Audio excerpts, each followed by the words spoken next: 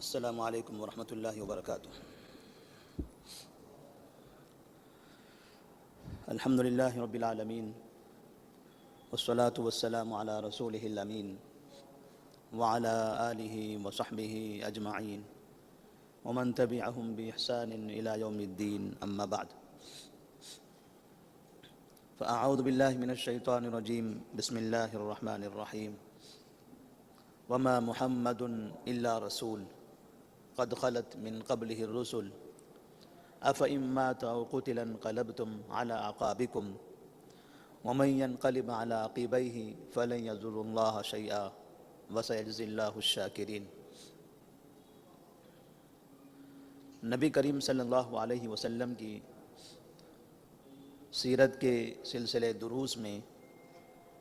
آج کے درس کا عنوان ہوگا جنگ احد میں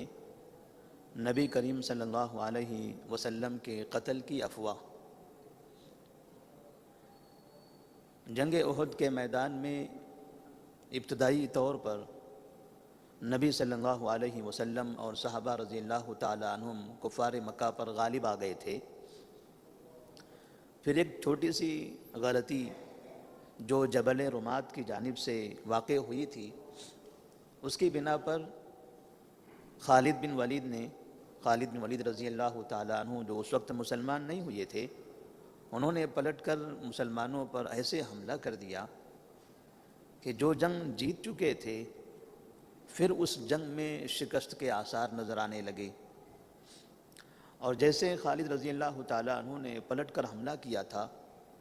تو مسلمان مکمل طور پر بکھر گئے تھے۔ انہیں اندازہ نہیں ہو رہا تھا کہ اچانک یہ کیا ہو گیا۔ ہم تو جنگ جیت چکے تھے اور جیتنے کی وجہ سے بہت سے مسلمانوں نے ہتھیار رکھ دیے تھے، وہ دوسرے کاموں میں مشغول ہو گئے تھے۔ پہلے جو جنگ کی تیاری میں تھے اب وہ اس تیاری میں نہیں رہے۔ تو اچانک خالد بن ولید رضی اللہ تعالیٰ عنہ کا حملہ کرنا مسلمانوں کے لیے پریشان کن بنا، اور کفار مکہ اس درمیان میں جو انتہائی چالاکی سے مسلمانوں پر حملہ کر رہے تھے وہ انتہائی پھرتیلے تھے اور مکمل طور پر مسلمانوں پر حملے کی تیاری کر چکے تھے۔ ایک طرف وہ مکمل تیاری میں اور دوسری طرف مسلمان مکمل غفلت میں۔ نتیجہ یہ ہوا کہ کفار مکہ نے جگہ جگہ مسلمانوں کی لاشیں گرانا شروع کر دی۔ اسی درمیان ابن قمیہ نامی ایک شخص تھے جنہوں نے مصعب بن عمیر رضی اللہ تعالیٰ عنہ کو قتل کر دیا، اور مصعب بن عمیر رضی اللہ تعالیٰ عنہ کو قتل کرنے کے بعد اس نے یہ سمجھا کہ میں نے محمد کا قتل کیا ہے، اس لیے کہ اسے مصعب بن عمیر رضی اللہ تعالیٰ عنہ نبی کریم صلی اللہ علیہ وسلم کی طرح لگے، ان کی شکل و صورت نبی کی طرح اسے دکھائی دی۔ خوشی کا اظہار کیا اور خوشی سے اپنے لوگوں کے درمیان جا کر کہنے لگا کہ میں نے محمد کا قتل کر دیا، میں نے محمد کا قتل کر دیا۔ یہ سننا تھا کہ کفار مکہ میں خوشی کی لہر دوڑ گئی اور انہوں نے چیخ و پکارنا شروع کر دیا اور خوشی کا اظہار کرتے ہوئے لوگوں کو بتانے لگے کہ ہم نے محمد کا قتل کر دیا، ہم نے محمد کا قتل کر دیا۔ یہ آوازیں مسلمانوں تک پہنچی۔ جب مسلمانوں نے یہ سنا کہ نبی کریم صلی اللہ علیہ وسلم کا قتل ہو گیا ہے، مسلمان انتہائی مایوس ہو گئے، پریشان ہو گئے، حیرت زدہ ہو گئے۔ اب کیا کریں گے؟ اب جنگ لڑنے سے کیا فائدہ ہے؟ بہت سے مسلمانوں نے ہتھیار ڈال دیے، بہت سے مسلمان ادھر ادھر جا کر بیٹھ گئے، میدان جنگ کو چھوڑ دیا۔ لیکن کچھ مسلمان ایسے تھے ابھی بھی جو نبی کریم صلی اللہ علیہ وسلم کے اطراف میں کفار کا مقابلہ کر رہے تھے، لیکن بہت سے مسلمانوں کو یہ اطلاع ملی کہ نبی کا قتل ہو چکا ہے، حالانکہ نبی کریم صلی اللہ علیہ وسلم موجود ہے۔ مایوسی کے عالم میں مسلمان افراتفری کا شکار ہو گئے۔ تو اسی درمیان میں انس بن مالک رضی اللہ تعالیٰ عنہ کے چچا انس بن نضر رضی اللہ تعالیٰ عنہ، وہ کچھ لوگوں کے پاس سے گزر رہے تھے، دیکھا کہ وہ لوگ بیٹھے ہوئے ہیں، ان سے پوچھا ما تنتظرون، کیا کر رہے ہو یہاں پر، کیوں بیٹھے ہوں آپ لوگ؟ ادھر جنگ ہو رہی ہے، کفار مکہ حملے پہ حملہ کیے جا رہے ہیں، اور آپ لوگ جنگ کی حالت کو چھوڑ کر بیٹھے ہوئے ہو، ما تنتظرون؟ فقالوا قتل رسول اللہ صلی اللہ علیہ وسلم، انہوں نے کہا رسول اللہ صلی اللہ علیہ وسلم کا قتل ہو گیا ہے، اب ہم جنگ نہیں کرنا چاہتے، ہم نے چھوڑ دیا ہے۔ تو انس بن نضر رضی اللہ تعالیٰ عنہ نے کہا ما تصنعون بالحیات بعدہ، ٹھیک ہے اگر نبی کا قتل ہو گیا ہے تو ان کے بعد زندہ رہ کر بھی تو کیا کرو گے؟ آپ کے نبی کا قتل ہو گیا اور آپ جنگ سے بھاگ کر ایسے بیٹھو گے اپنے آپ کو بچا کر، ما تصنعون بالحیات بعدہ، نبی کا قتل ہو گیا اور آپ زندہ رہنا چاہتے ہو، ان کے بعد زندہ رہ کر کیا کرو گے؟ لوگوں کو سمجھنا بات تو صحیح ہے، اب زندگی کا فائدہ کیا ہے؟ نبی کے انتقال کے بعد اب ہم کیوں رہیں گے؟ فَقُومُوا فَمُوتُوا عَلَى مَا مَاتَ عَلَيْهِ رسول اللہ، چلو اٹھو اور وہ کام کرتے کرتے موت کے منہ میں چلے جاؤ جو کام کرتے کرتے نبی کریم صلی اللہ علیہ وسلم کا انتقال ہوا ہے، وہ کام کرتے کرتے اپنی جانیں گنوا دو جس کام کی وجہ سے نبی کی جان گئی ہے۔ تو ایسی صورت میں ان لوگوں کے اندر جذبہ پیدا ہوا، اور پھر یہ افراد جو ہار چکے تھے، مایوس ہو گئے تھے، یہ دوبارہ اٹھے، دوبارہ ان کے اندر جان آئی، جذبہ پیدا ہوا، جوش آیا، اور پھر انہوں نے مقابلہ کرنا شروع کر دیا۔ انس بن نضر رضی اللہ تعالیٰ عنہ، سعد بن معاذ رضی اللہ تعالیٰ عنہ سے ملاقات ہوتی ہے، سعد بن معاذ رضی اللہ تعالیٰ عنہ پوچھتے ہیں این یا ابا عمر، کہاں جا رہے ہو؟ کہا کہ بس اب مجھے سامنے جنت نظر آ رہی ہے، اب مجھے جنت کی خوشبو نظر آ رہی ہے، جنت دکھائی دے رہی ہے مجھے، میں اب دنیا میں نہیں، اب جنت میں رہنا چاہتا ہوں۔ یہ کفار جنہوں نے مسلمانوں پر حملہ کیا ہے میں انہیں معاف نہیں کروں گا، انہیں ایسے ہی بخشا نہیں جائے گا۔ انس بن نضر رضی اللہ تعالیٰ عنہ انتہائی جذبے کے ساتھ کفار مکہ کے لشکر میں داخل ہوتے ہیں اور بہادری کے ساتھ لڑائی کرتے ہیں، قتال کرتے ہیں، یہاں تک کہ وہ شہید ہو جاتے ہیں۔ کفار مکہ نے انس بن نضر کو اتنا مارا تھا، کہتے ہیں کہ جسم کے اندر سر سے لے کر پیر تک صرف سوراخ ہی سوراخ دکھائی دیتے تھے، نیزوں سے، خنجروں سے، تلواروں سے، اور بعد میں جب ان کی لاش مسلمانوں کے سامنے لائی گئی، لاش کو پہچاننا مشکل ہو گیا، یہ آدمی کون ہے، کون شخص ہے یہ؟ بعد میں ان کی بہن نے انگلیوں کو دیکھ کر انہیں پہچانا تھا کہ یہ میرا بھائی ہے۔ انس بن نضر رضی اللہ تعالیٰ عنہ کی یہ بہادری، ان کا یہ جذبہ اور مسلمانوں کو ابھارنا، اس کا فائدہ یہ ہوا کہ پہلے سے مسلمان جو بہت زیادہ مارے جا رہے تھے، بعد میں جس کی تعداد 70 تک پہنچی تھی، ان کے جوش اور جذبے میں اور ان کے مسلمانوں کو ابھارنے کی وجہ سے لاشوں کے گرنے کا جو سلسلہ تھا وہ رک گیا، کیونکہ ایک طرف کفار مکہ دیکھ رہے تھے کہ مسلمان صرف بھاگ رہے ہیں، مسلمان پریشان ہیں، تو صرف مارے جا رہے تھے۔ جب مسلمانوں نے پلٹ کر حملہ کرنا شروع کیا تب وہاں کفار پھر تھم گئے اور انہیں اپنی جان کی حفاظت کی پرواہ ہونے لگی، وہ اپنا بچاؤ کرنے لگے، کیونکہ مسلمان تو دنیا میں اگر موت سامنے نظر آتی ہے تو بھی خوشی کا اظہار کرتا ہے کہ یہ تو جنت ہے ہمارے لیے، لیکن کافر کے لیے تو دنیا ہی اصل زندگی ہے، کافر موت سے ڈرتا ہے۔ لہٰذا جب انہوں نے دیکھا کہ مسلمانوں کی تلواریں اب پہلے کی طرح جاگ چکی ہیں، لہٰذا اب ان کی تلواریں تھمنے لگی اور وہ آہستہ آہستہ وہاں سے بھاگنے لگے، اب کفار مکہ دوبارہ بھاگنے لگے۔ اسی درمیان میں ثابت بن دحدہ رضی اللہ تعالیٰ عنہ، انہوں نے دیکھا کہ ان کے کچھ ساتھی ہیں وہ بھی ایسے ہی تھکے ہارے بیٹھے ہیں، انہوں نے کہا یا معشر الانصار ان کان محمد قد قتل فإن اللہ حی لا يموت، نبی کا قتل ہو گیا، وہ افواہ سن کر آپ لوگ پریشان ہو، ٹھیک ہے اگر مان لیں کہ واقعتاً نبی کا قتل ہو چکا ہے،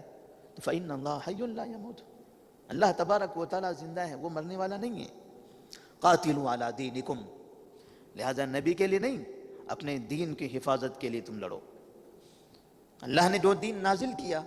اور جس دین کی تکمیل کے لیے، جس دین کو پہنچانے کے لیے، پھیلانے کے لیے، گھر گھر تک اسے لے جانے کے لیے نبی صلی اللہ علیہ وسلم نے اپنی زندگی گنوا دی، یہاں تک کہ وہ قتل بھی ہو گئے، تو کیا اس دین کی حفاظت کرنا آپ کی ذمہ داری نہیں ہے؟ فَقَاتِلُوا عَلَىٰ دِينِكُمْ، انہوں نے انصاریوں کو جھنجھوڑا اور پھر انہیں بھی جنگ کے میدان میں واپس لے گئے، اور پھر ان کے اندر بھی وہ ہمت، وہ جذبہ آیا کہ انہوں نے پھر کفار مکہ کا انتہائی پھرتی کے ساتھ، انتہائی بہادری کے ساتھ مقابلہ کیا۔ اسی طرح سے ایک مہاجر آدمی ایک انصاریوں کے پاس سے گزر رہے تھے، تو انہوں نے دیکھا کہ ایک انصاری شخص ہے جو خون میں لت پت ہے، تو انہوں نے کہا یا فلان اشعرت ان محمدن قد قتل، یعنی ہر ایک کی زبان پر وہی بات تھی، کیا تمہیں معلوم ہوا ہے کہ محمد کا قتل ہو گیا؟ تو انصاری نے کہا ان کان محمد قد قتل فقد بلغ فقاتلوا عن دینکم، دیکھو ہم تو اب زخمی ہو گئے، زمین پر پڑے ہوئے ہیں، اگر آپ کو یہ معلوم ہو گیا ہے کہ محمد کا قتل ہو گیا ہے، کوئی بات نہیں، محمد نے اپنا دین تو پہنچا دیا، انہوں نے تو اپنا کام کر دیا ہے، فقاتلوا علی دینکم، لہذا جاؤ اور اپنے دین کے لیے قتال کرو۔ اس طرح سے الگ الگ واقعات میں بعض صحابہ نے ایسا کردار نبھایا کہ مسلمانوں کے اندر جوش جذبہ پیدا ہوا، اور مسلمانوں نے پھر انتہائی قوت کے ساتھ اور طاقت کے ساتھ کفار مکہ کا مقابلہ کیا، یہاں تک کہ کفار مکہ دوبارہ بھاگنے پر مجبور ہو گئے۔ اس واقعے کی وجہ سے، اس افواہ کی وجہ سے ایک اثر تو یہ ہوا تھا کہ جب کفار مکہ کو یہ پتا چلا کہ محمد کا قتل ہو گیا ہے، تب انہوں نے سوچا کہ چلو اب تو ہم جنگ جیت چکے ہیں، اب ہمیں کسے مارنا ہے؟ جن کو مارنا تھا، جن کے لیے اتنی لڑائیاں، اتنی تیاریاں ہم کر رہے تھے، کامیاب ہو گئے، آج ہمارا کام مکمل ہو گیا۔ لہذا وہ خوشیاں منانے میں تھے، وہ یہ سمجھ رہے تھے کہ زندگی کا ہمارا جو فریضہ تھا، جو ایک مشن تھا، وہ مشن مکمل ہو گیا، لہذا اب یہ لوگوں سے ہمیں کوئی مطلب نہیں ہے۔ نتیجتاً ایسا ہوا کہ اب وہ خوشیاں منانے میں تھوڑے کمزور پڑ گئے، ڈھیلے ہو گئے، جو پہلے جنگ میں جو جذبہ تھا ان کا، یہ افواہ کے پھیلنے سے ان کا وہ جذبہ کم ہوا۔ ادھر جب مسلمانوں کو پتا چلا، جب بعض مسلمانوں نے یہ بتایا کہ جب نبی کا قتل ہو گیا ہے تو پھر آپ رہ کر کیا کرو گے؟ چلو دین کا دفاع کرو، دین کے لیے لڑائی کرو۔ جب اس طرح سے جذبہ دلایا گیا تو آہستہ آہستہ تمام مسلمانوں کے اندر ایسی قوت آئی کہ پھر اب یہ لوگ پہلے سے زیادہ خطرناک ہو گئے، وہ خوشیوں میں کمزور ہو گئے اور یہ غم میں مزید طاقتور ہو گئے، اور نتیجہ پھر ایسا ہوا کہ جنگ احد دوبارہ اس میں فتح نصیب ہوئی اور کامیابی نصیب ہوئی۔ ایک چیز یہ سمجھ میں آتی ہے کہ مسلمانوں کے درمیان، مسلمانوں کو کمزور کرنے کے لیے، مسلمانوں کو آپس میں لڑانے کے لیے، مسلمانوں میں افراتفری پھیلانے کے لیے کفار مکہ یا کفار افواہوں کا بڑا اہتمام کرتے ہیں، جھوٹی خبریں پھیلانے کا بڑا اہتمام کرتے ہیں، اور یہ ہر زمانے میں ہوتا ہے۔ نبی کے زمانے میں بھی ہوا، وقتی طور پر کچھ فائدہ تو ہوا ان کا یہ افواہ کے پھیلانے سے، حالانکہ انہیں پتا تھا کہ ہمارے لوگ تو وہاں نبی پر حملہ کرنے کے لیے کھڑے ہوئے ہیں، وہاں جنگ چل رہی ہے پہاڑ کے پاس، لیکن پھر بھی یہ لوگوں میں پھیلاتے رہے کہ محمد کا قتل ہو گیا، محمد کا قتل ہو گیا، محمد کا قتل ہو گیا، اور مسلمان وہ نہیں دیکھ پائے کہ پہاڑ کے پاس نبی صلی اللہ علیہ وسلم موجود ہیں، صحابہ رضی اللہ تعالیٰ عنہ نے انہیں گھیرا ہوا ہے، وہ حفاظت میں ہیں، یہ مسلمان نہیں سمجھ پائے، اور انہوں نے یہ افواہ سننے کے بعد اس طرح سے اپنی کمزوری کا مظاہرہ کر لیا، اور وہ سمجھ گئے کہ چلو اب رہ کر کوئی فائدہ نہیں ہے، اب جنگ کر کے فائدہ نہیں ہے۔ تو ابتدائی طور پر ایسے افواہوں کا مسلمانوں پر غلط اثر تو ہوا، لیکن جب انہیں حقیقت پتہ چلی کہ اس سے ہمیں دھوکہ دینا مقصد تھا، تب انہوں نے پھر اپنا جوش اور جذبہ دکھایا، اپنی وہ قربانی اللہ کے سامنے پیش کی، اور اس طرح سے اللہ تبارک و تعالیٰ نے انہیں کامیابی عطا فرمائی۔ تو اس طرح سے مسلمانوں کے درمیان ہمیشہ ہر زمانے میں لوگ مسلمانوں کو نقصان پہنچانے کے لیے افواہیں پھیلاتے رہیں گے. بعض مرتبہ ایسے کئی افواہیں ہمارے یوٹیوب پر آتی رہتی ہیں. ایک 10 سال پرانا ویڈیو آج چلا دیتے ہیں، وہ کہتے ہیں دیکھو فلاں جگہ پر ایسا ہو رہا ہے. وہ ویڈیو دیکھ کر، وہ تصویریں دیکھ کر مسلمان آپے سے باہر ہو جاتے ہیں، اور کبھی ایسی حرکتیں کر بیٹھتے ہیں کہ دوسروں کو انہیں مارنے کا موقع مل جاتا ہے. کبھی مسلمانوں میں افراتفری پھیل جاتی ہے، کبھی مسلمان الگ الگ بیانات دینے مشغول ہو جاتے ہیں، بعد میں پتہ چلتا ہے اس کی کوئی حقیقت ہی نہیں تھی. لیکن وقتی طور پر وہ سمجھیں، وہ حقیقت کو پہچان لیں، اس کی سچائی تک پہنچے، تب تک دیر ہو چکی ہوتی ہے اور مسلمانوں کا بڑا نقصان ہو چکا ہوتا ہے. اسی لیے اللہ تبارک و تعالیٰ نے قرآن مجید میں فرمایا یا ایھا الذین آمنوا ان جاءکم فاسق بنبأ فتبینوا، جب بھی کوئی خبر آئے تو پہلے تحقیق کر لو، بلا تحقیق ایسا کوئی قدم نہ اٹھاؤ کہ جس سے تمہارا خود کا نقصان ہو. اور اسی طرح سے نبی صلی اللہ علیہ وسلم کے انتقال کے بعد، انتقال کی خبر کے بعد جب کہا گیا کہ ٹھیک ہے اگر نبی کا قتل ہو گیا تم ان کے بعد زندہ رہ کر کیا کرو گے، تمہیں تو دین کے لیے لڑنا ہے. تو اللہ نے فرمایا ما محمد الا رسول قد خلت من قبلہ الرسل افئن مات او قتل انقلبتم علی اعقابکم. محمد ایک رسول تھے، اگر ان کا انتقال ہو گیا یا انہیں قتل کر دیا تو کیا تم اپنے دین کو چھوڑ دو گے؟ کیا تم اپنے دین کو چھوڑ دو گے؟ تمہیں ہر حالت میں دین کی حفاظت کرنا ہے، محمد موجود ہوں تب بھی اور موجود نہ ہوں تب بھی. اصل تو تمہارے لیے تمہارا دین ہے اور وہ دین ختم ہونے والا نہیں ہے، اور جس نے دین نازل فرمایا اللہ تبارک و تعالیٰ وہ ہمیشہ زندہ رہنے والا ہے. لہٰذا اس کے نازل کردہ دین کی حفاظت کے لیے آپ کو ہمیشہ تیار رہنا ہے. اللہ تبارک و تعالیٰ سے دعا ہے کہ اللہ تبارک و تعالیٰ ہم تمام کو جھوٹی افواہوں سے محفوظ رکھے. جو خبریں پھیلائی جاتی ہیں ایسی خبروں کی تحقیق کرنے کی توفیق عطا فرمائے، اور جھوٹی افواہوں پر، غلط باتوں پر، ایسے اقدامات سے ہم سب کی حفاظت فرمائے جس سے مسلمانوں کا نقصان ہو، اور ہمیشہ دین کی حفاظت کے لیے اپنے آپ کو مقدم کرنے، اپنے آپ کو پیش کرنے کی توفیق عطا فرمائے. السلام علیکم ورحمۃ اللہ وبرکاتہ.